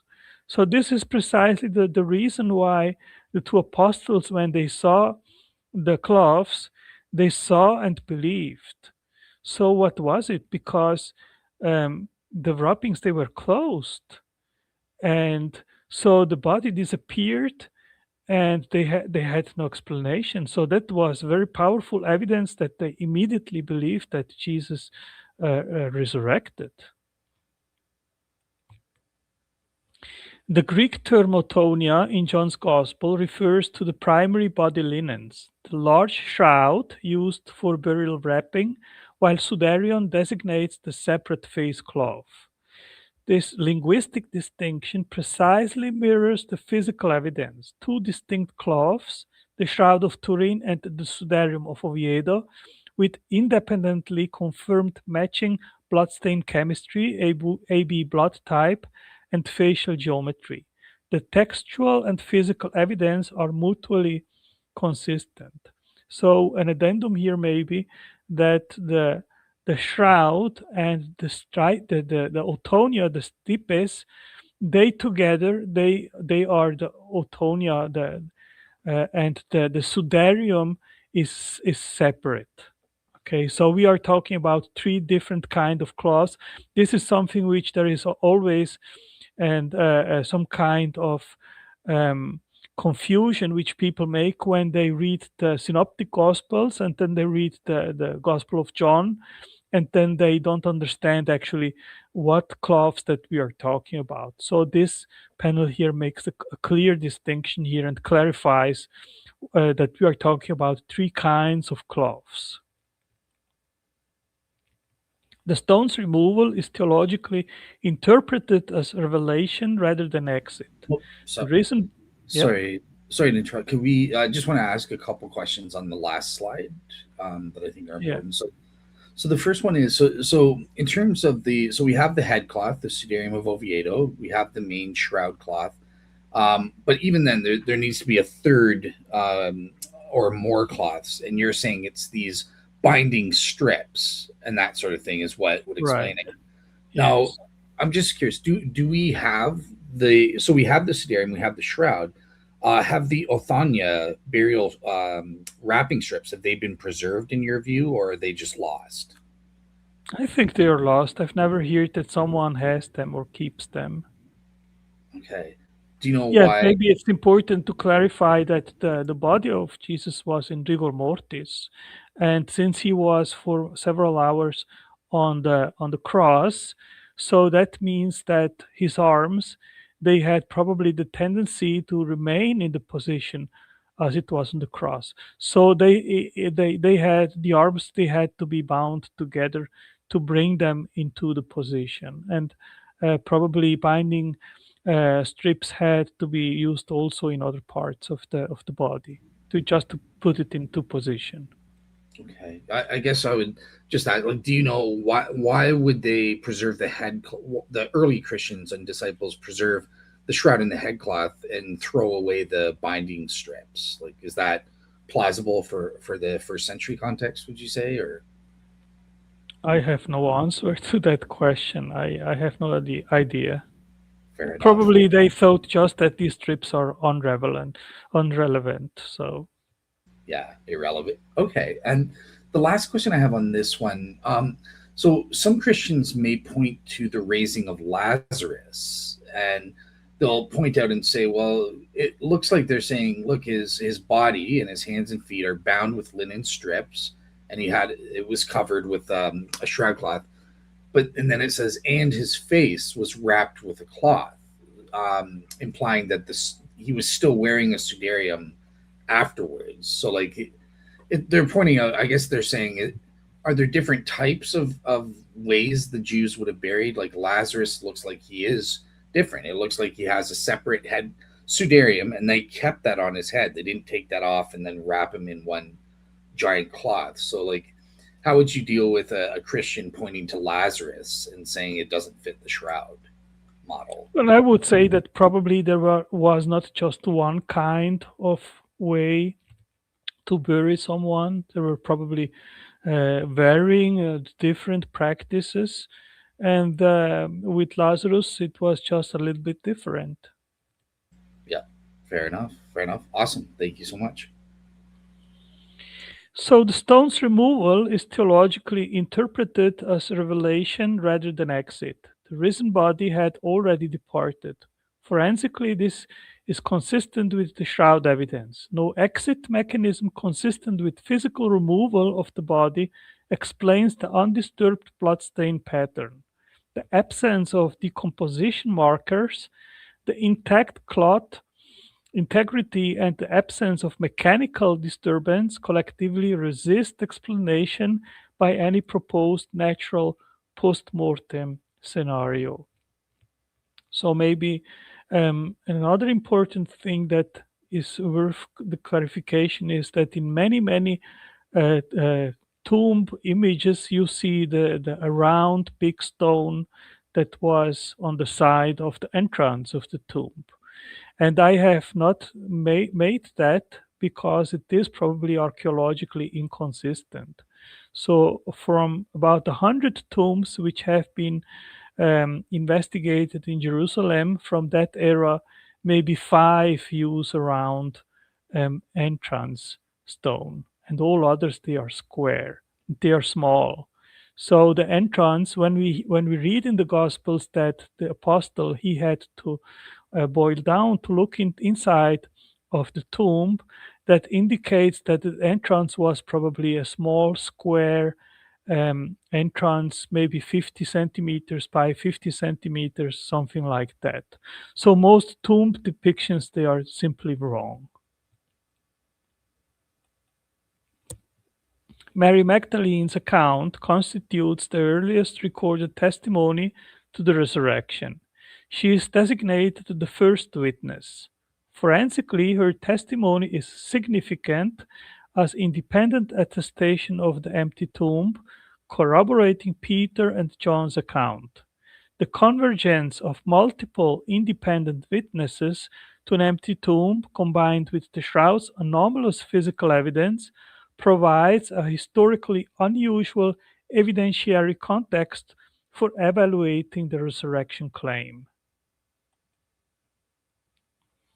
Thomas' demand for physical verification, examination of nail wounds and the spear wound, constitutes a forensically minded evidentiary standard applied to the resurrection claim.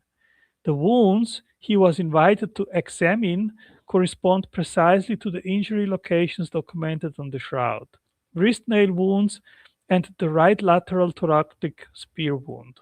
The risen body in the Gospel account bore physical continuity with the crucified body, the same injuries now healed. Now, this image here is remarkable because I got over 300,000 views on Facebook in one day with this image. Yeah, yeah, I saw that. That was crazy. Yeah. The ascension marks the transition from post resurrection appearances to the apostolic mission. Forensically, the shroud's evidential significance lies in the period before this transition. The documentation of a specific individual's crucifixion death and anomalous evidence surrounding his departure from the burial cloth. The mission that followed, proclaimed by those who had seen the empty tomb and the risen Christ, initiated the historical movement whose earliest material artifact may be the shroud itself.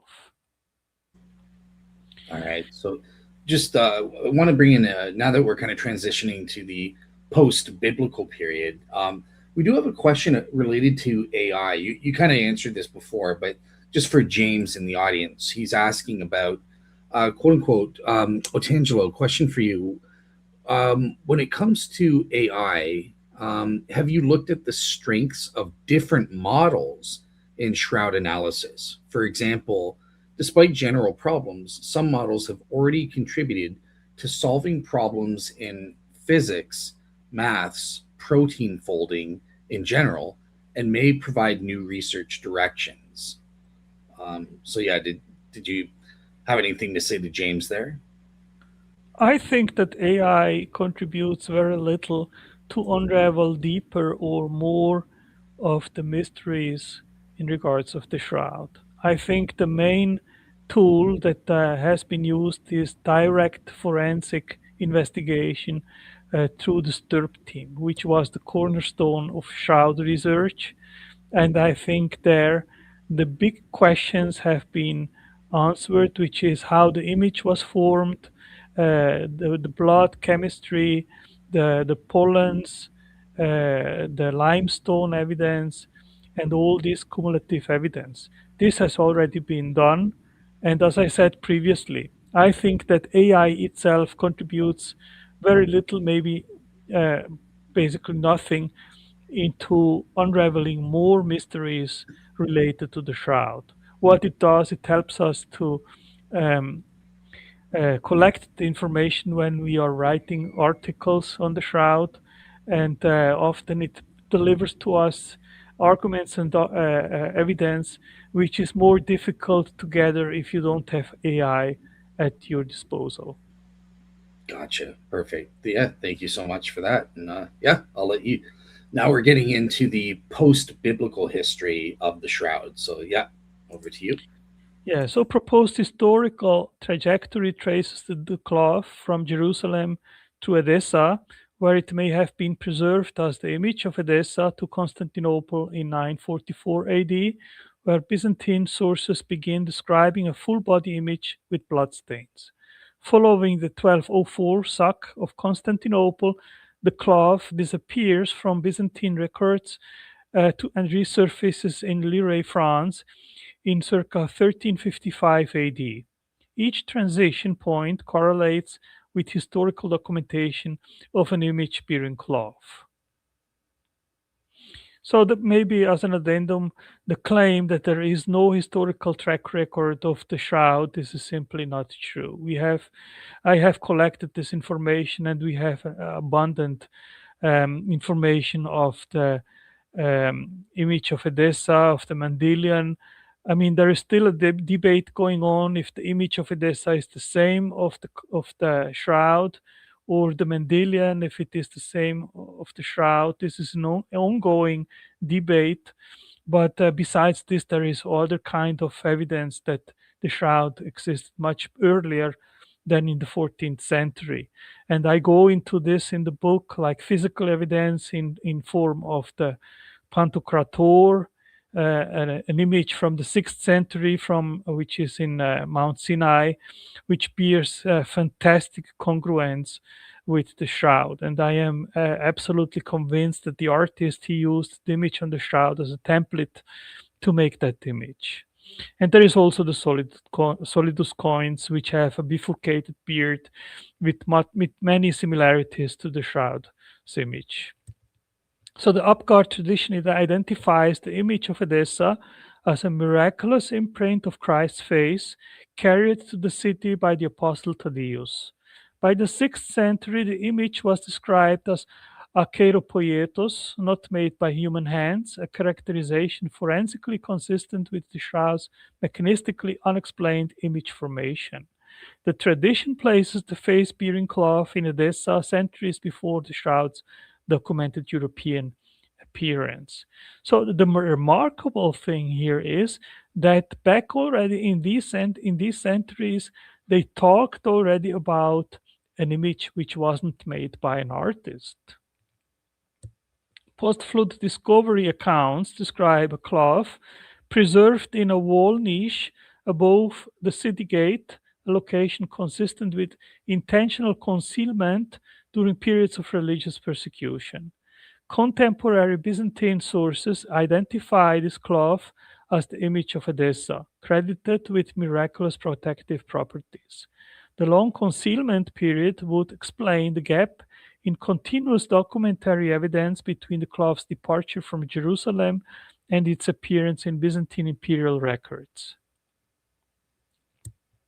In 944 AD, Emperor Romanus I negotiated the transfer of the image of Edessa from its Arab custodians in exchange for prisoners and a substantial monetary payment, an exchange reflecting extraordinary perceived value.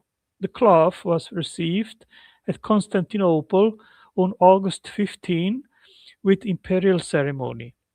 Byzantine sources begin ascribing the relic in terms consistent with the shroud, a full body image bearing blood stains, not merely a facial impression. So these images, that is where AI helps a lot. This is a reconstruction based with the cloth and so forth, which is um, uh, historically consistent. So what we can see is how probably these men wear the cloths, how they looked like back then. Upon arrival in Constantinople, the cloth was installed in the Pharos Chapel of the imperial palace, the supreme reliquary of the Byzantine Empire. A homily delivered at the reception specifically describes the image as formed without paint, depicting wounds and blood, and showing both anterior and posterior body surfaces. This description aligns precisely with the Shroud of Turin's physical characteristics, constituting the first Byzantine documentation consistent with the full body burial image. Also, this image here was carefully investigated, the historical cloths and so forth. So this is where AI really helps in reconstructing history. And this is a scientific paper which I wrote, and I took over 100 iterations to reconstruct the treasury um, place of the Pharos Church in Constantinople. This image was generated with ChatGPT, and about 7 or 8 months ago, and it was very difficult to have it historically correct with all the artifacts precisely depicted, and also um, the the architecture of that church precisely as it probably was back then. So this was a treasury um, church which was not accessible to the general public, but it was in the precinct of the king back then. So the Byzantine imperial relic cult transformed acquired relics into instruments of political legitimacy. Constantinople's possession of the Mendelian and potentially the Shroud provided a spiritual authority equivalent to Rome's apostolic tombs. The systematic acquisition and public veneration of contact relics from the Holy Land was central to Byzantine imperial theology. The shroud's provenance trajectory is entirely consistent with this documented imperial acquisition pattern. The Church of the Virgin of Pharos within the Great Palace served as the imperial reliquary, housing what Byzantine sources identify as the Mendelian, alongside the crown of thorns, the true cross fragments, and other Passion relics. Medieval Western visitors described seeing a full body image in Constantinople before 1204, a description consistent with the shroud, suggesting the Mendelian and the shroud may have been identical. The face only designation reflecting the fold display posture. So this is also very interesting work which I've done by reconstructing the architecture of the Blanchernay Church and the Pharos Church, and I wrote 2 papers on this. Medieval pilgrims at the Blanchernay Church described a weekly Friday ceremony in which an image-bearing cloth was raised vertically before the congregation, appearing to lift itself upright and reveal a full figure. This display protocol, raising a long cloth vertically, would naturally reveal a full body image to viewers accustomed to seeing only the folded section. The described reaction of the cloth suggests a textile of sufficient length and weight to behave dynamically when raised, consistent with the shroud's dimensions. So this is the Pantocrator painting which I talked about before. This is, in my understanding, one of the very, very powerful evidences that the shroud existed much before the 14th century. And this is an overposition which I made, and here we can see how precise the overlay shows the anatomy of the shroud image and the Pantocrator image. The 6th century Christ Pantocrator icon at St. Catherine's Monastery in Sinai bears measurable geometric correspondence to the shroud's facial image. Identical interpupillary distance ratios, matching nose to chin proportions, the same asymmetric hairline, and the distinctive forehead swelling.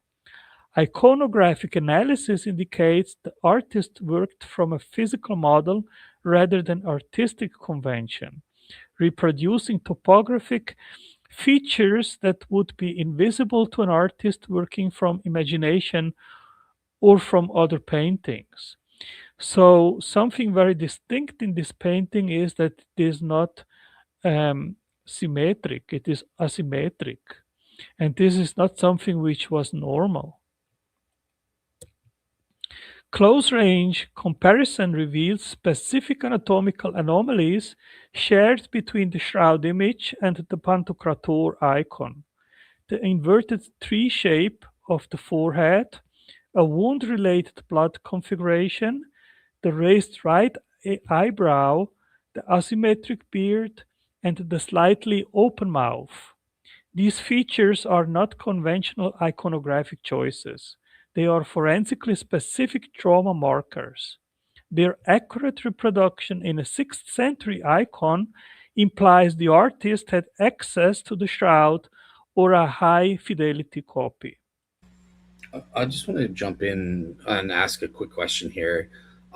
So with these kind of, you're saying these are unique markings and stuff. But now, I know Paul Vignon. He said he found certain of these Vignon markings on other figures, like the emperor or the some of the apostles and stuff like that. So, do you know if the Pantocrator image, based on these markings, are copying the shroud? How come? Why do you think Byzantine artists were copying the shroud in painting other figures like apostles and emperors as well?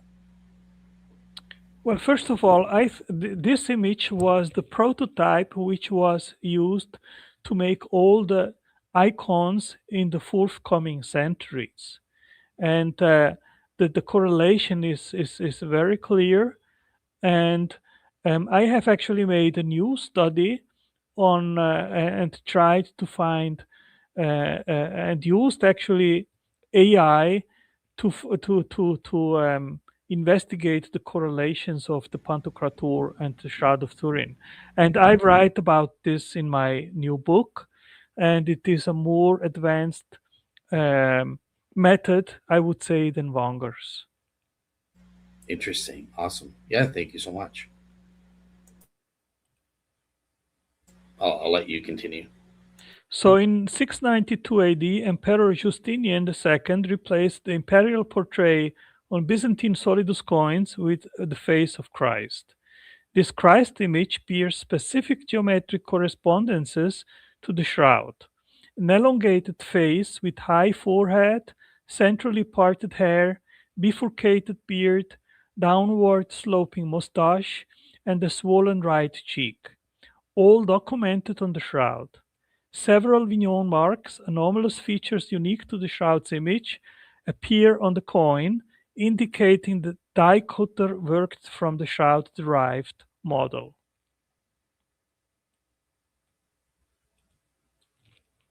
So in October 1978, a team of 33 American and Italian scientists conducted the most comprehensive non-destructive examination ever performed on a historical textile. Over 5 continuous days, they applied ultraviolet and infrared spectrometry, spectroscopy, X-ray fluorescence, microscopy, and chemical analysis. Their published conclusion: the bloodstains are genuine, the image is not produced by paint or pigment, and the image formation mechanism remains scientifically unexplained.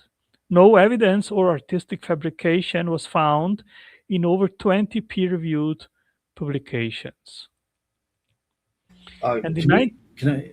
Sorry, I just have a question about a couple slides back on the coins. yeah, So if you go back another one, the one on the the yeah, there we go. So I note that you mentioned there have been statistical analyses done for this coin in particular. I'm just wondering, have you applied AI in any way to do some kind of statistical analysis? On Justin Robinson, the bronze Follis coin from the 11th century. Has there been any work maybe with AI that could be done on that front to make a similar statistical type argument? well, I've done it on the Pantocrator, but not on the coins. Gotcha. But it is in principle, it's possible for someone to use AI to do a statistical thing on the bronze foil is similar to how Fonte did with the gold solidus coin, right? Yeah, I mean, I've done it, but of course, you need also to have a framework to say what are the odds, and of course, there you always need to put in some arbitrary numbers. And that makes a statistical analysis very subjective. So I don't think it is a good method. I've done it, and I think it can give you maybe an idea, especially when you put a cumulative argument into it. When you see here we have a bifurcated beard, here you have on the coin you see the swollen cheek, here you see the tree inverse on the front. Then you have the folding of the cloth below the neck on the neck, and so forth. And then you can put some statistics. What is the chance that this was made randomly? What is the chance that the artist he looked at the shroud and then transmitted it and so forth? And then you come eventually to a number. Again, I think a more interesting approach is just the cumulative argument, where you put all the evidence on the table and then evaluate. Is it more likely that this happened uh, by an artist doing it, or is it more likely that this is genuine and comes from a first century cloth? And then eventually you come to a conclusion. I make that in my book, but I leave the conclusion to the reader. Gotcha. Yeah, that makes sense. Do sort of an overall cumulative hypothesis comparison. So yeah, yeah, Yes. I appreciate that. So in 1988, three laboratories dated a sample taken from a single corner of the cloth to 1260 to 1390 AD. However, subsequent analysis by Casabianca et al.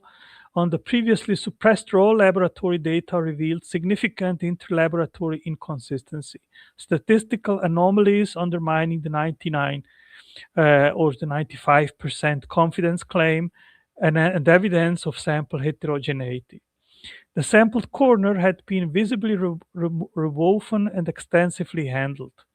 The 1988 results are now considered less reliable than originally reported, and the dating question remains scientifically unresolved. Maybe just as an addendum, it is not visible that the corner was rewoven. So this is wrong here.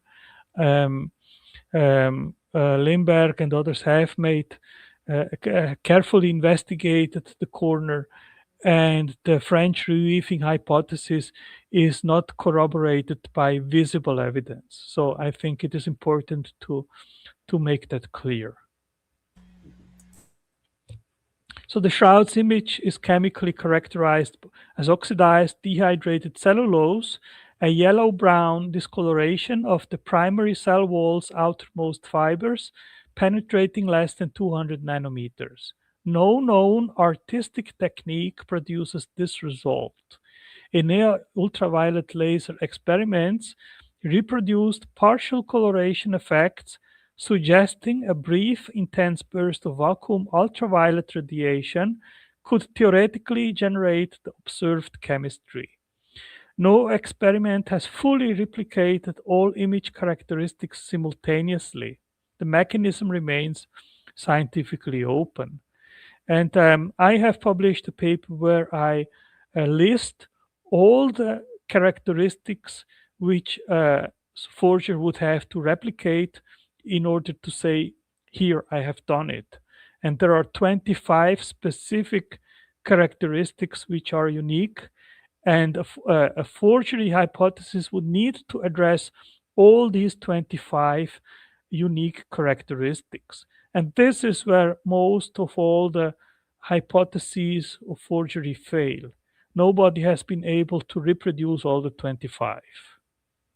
And I And think also that the image itself, how it was made, this is the chief argument. And I always ask anyone that claims, oh, this is not genuine, how was the image on the shroud made?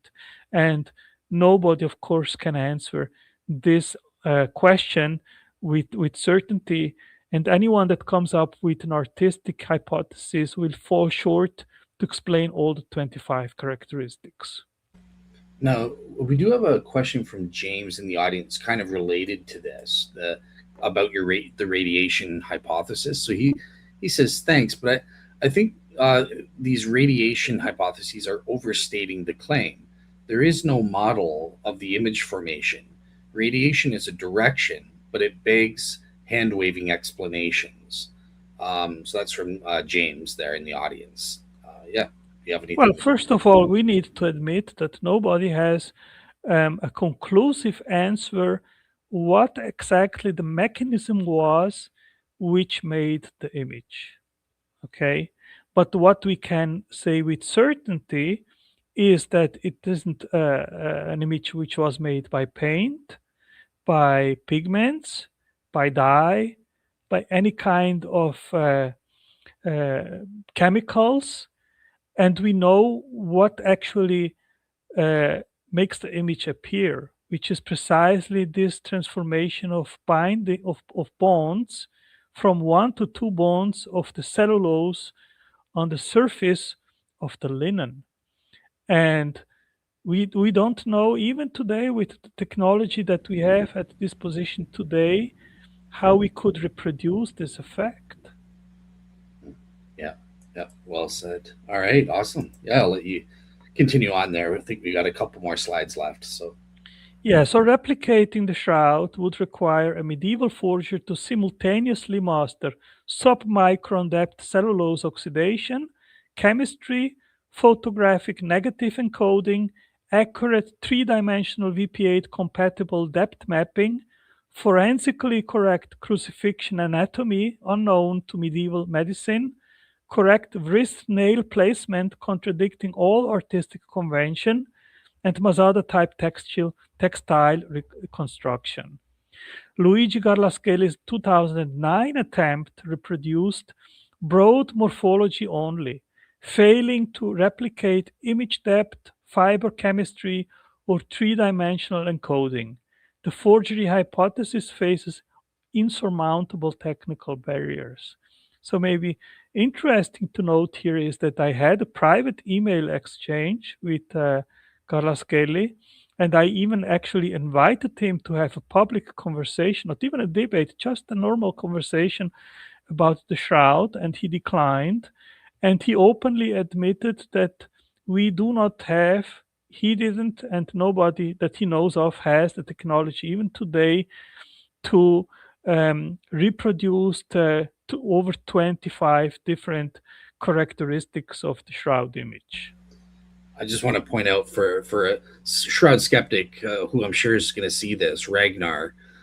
There you go. There's proof. I've also tried to reach out to bring Garlo Shelley on the show, and it's a decline. He's not willing to debate, and part of that may be language issues, but still, like I did mention that behind the scenes, Garlo Shelley has admitted to several people, including Otangelo now, that his method is an utter failure. It cannot reproduce all of the image characteristics in terms of the chemical and physical properties, and that's Garla Shelley himself admits it. So thank you for confirming that with your own communications there, Otangelo. Yeah. So the last chapter of my book is not forensic; it is just an invitation, and this is a wonderful resume which was made by Russ Sproul, where he talks about both purchased, ransomed, and redeemed. Of course, theological concept. But if someone reads my book and comes to the conclusion that the shroud must be authentic, then of course this raises theological questions about the meaning of Christ's coming, the crucifixion, resurrection, about his identity. Is he really God incarnate? And if he came to redeem us, what that means for the reader. And if he doesn't have yet made a personal decision, then there is an invitation to do so and to receive Christ as Lord and Savior. Awesome, awesome. All right, thank you so much for that presentation there. Oh, okay, let me. There we go. Yeah, I really appreciated that, and I think it was very well done. Like I think your slides, just in terms of pure stylistic things, let alone the information, um, I can see how AI can help you like format those slides to be so visually stunning and stuff like that. So, yeah, I appreciated the presentation on my end.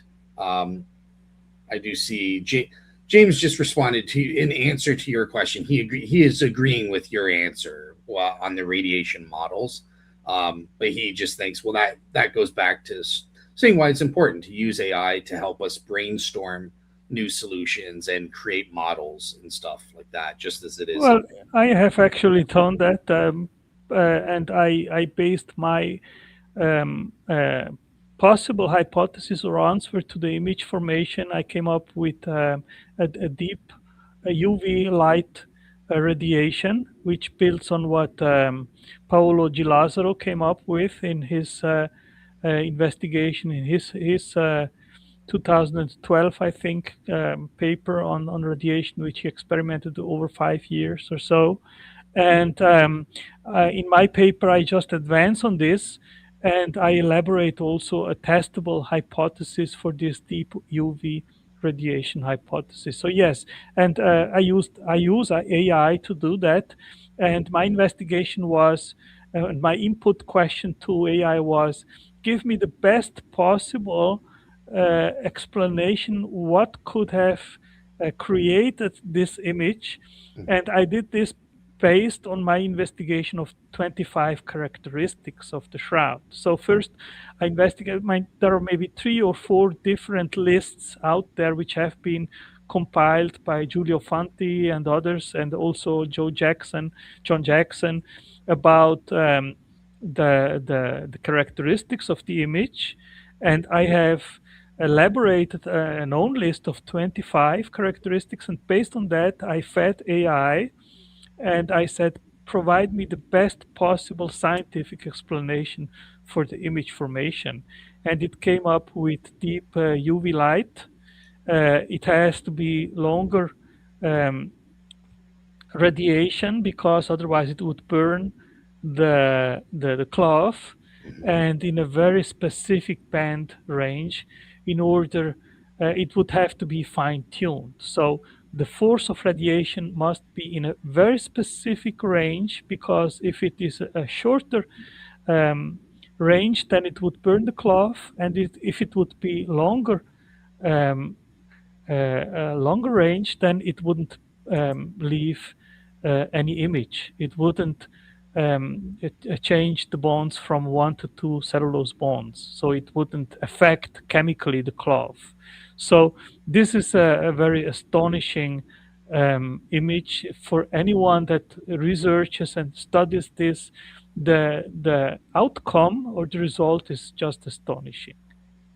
Absolutely, yeah, and for everyone in the audience, I'm going to include a link to Amazon, but to if you're interested, get Otangelo's book. It's called The Shroud of Turin: A Forensic Summary of the Evidence, and it's available now in Kindle edition. But I think you were telling me in the next few days it should be available as a paperback, right? Yes. Awesome. Awesome. Yeah. Well, yeah. Thank you so much again, Otangelo. It's always a pleasure having you on the show. I'm kind of interested. I know, are you familiar with my series with Jack Marquardt that we're doing on the Shroud history, where he kind of gives his lectures on the image of God incarnate hypothesis? Well, I have actually written an article. If you search my name on academia.edu, you will find it, where I investigate the trajectory pre 1355 between the Marquardt hypothesis and the more traditional trajectory hypothesis by Ian Wilson propagated and others. Hmm. And I think that there is more evidence for the traditional trajectory than Marquardt's, that it went to Antiochia and from there then on um, further. I think that his ideas, they are very interesting, but Hmm. in my book, in my understanding, the traditional Ian Wilson trajectory has more supportive evidence. Yeah, so that's why I wanted to ask you, because once Jack, I think he's going to be in April giving his final lecture on his compare and contrast theory. I'm hoping to bring on experts on both sides to have a discussion. So Jack and I'm thinking if Ian Wilson declines, maybe you would like to step in to do a discussion show, kind of, you advocating for the image of Odessa and Jack advocating for the image of God incarnate. Is that something you'd be interested in doing, perhaps, if Ian Wilson declines on his end? Sure, absolutely. But just to make it clear, I am not sure about the image of Edessa, if it is indeed the Shroud of Turin. The Mendelian seems more likely to me because we have all the evidence from Constantinople, so there are interesting parallels that it was a full body cloth which was there, and that collides with. It is a coincidence which goes along with the shroud, which is a full body image. So I very much think the Mendelian, yes, is. Now, in Okay. regards of the image of Edessa, that's another story, which I'm less certain about. I think this may be different and distinct artifacts. Fair enough. Yeah, I would have you advocate for your position, and so the Mandy line. Then, if you see them as different, so yeah, yeah, that would be awesome. So, yeah, thank you so much, Otangelo. It was a pleasure, and yeah, I look forward to doing future shows with you as well. Cool. Sure. It is a pleasure always to be on your show, Dale, and I hope that our audience enjoyed my presentation. Absolutely. Yeah, it looks like a bunch of them were enjoying it. So awesome. All right. Well, that's it for right now. But later on, I will be doing a show with Jamie Castro on the issue of Jesus and apologetics. So a lot of Christians think that Jesus didn't engage in apologetics or defending the faith. Well, Jamie begs to differ. He thinks he did engage in the apologetics effort. So that's what we'll be talking about tonight around 7 o'clock. All right, guys. God bless and take care.